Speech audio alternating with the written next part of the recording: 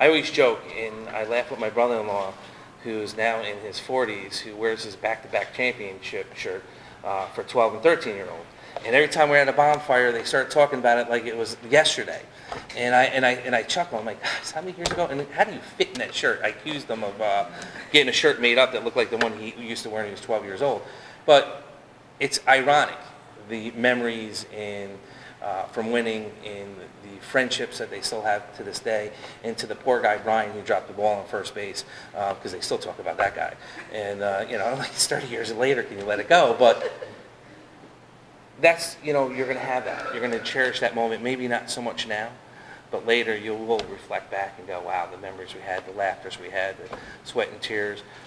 And to your parents for getting you here, first and foremost, you should really thank them, because they're the ones that give you the rides. They're the ones that pick you up. They're the ones you yell at when you forget something, or the coach yells at you because you weren't prepared, or something, you forgot your uniform. It's our fault, right?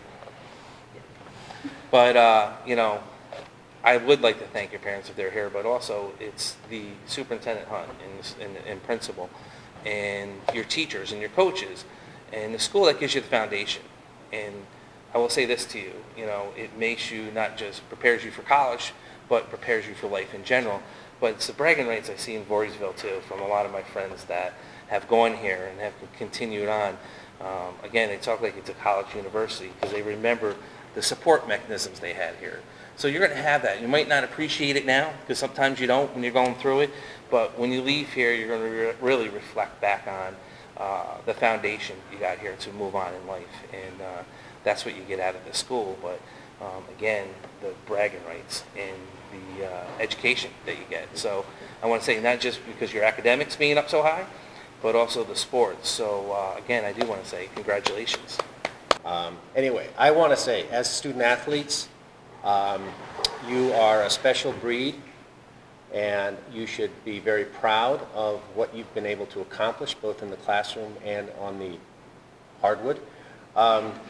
And I just want to say that I was fortunate when I was your age. I was in a very successful program out on the West Coast in California, in the Bay Area. Very successful, extremely successful. I have carried, as Dan said, I've carried that with me my whole life. I know what it means to have excellence in my life, in my performance, on a team, and the feeling that you have when you accomplish that, again, as you said, you don't realize how special that is right now, but you will. As you go through life, you will be able to look back on this time and this accomplishment and say, we did it. This was a special time, and it motivates you as you go through life to figure out, this next challenge, this next hurdle that I am confronting as a young adult or a middle age, or like me, even when you're older.